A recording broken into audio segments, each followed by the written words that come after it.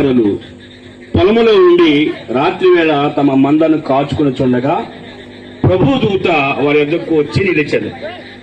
ప్రభు మహిమ వారి చుట్టూ ప్రకాశించినందున వారు మిక్కిలి భయపడిరి. అయితే ఆ దూత, భయపడకుడి, ఇదిగో ప్రజలందరికీ కలబోవు మహా సంతోషకరమైన సువర్తమానము నేను మీకు తెలియజేయుచున్నాను. దావీదు పట్టణమందు నేను రక్షకుడు మీ కొరకు పుట్టి ఉన్నాడు. ఈయన ప్రభు అయిన క్రీస్తు.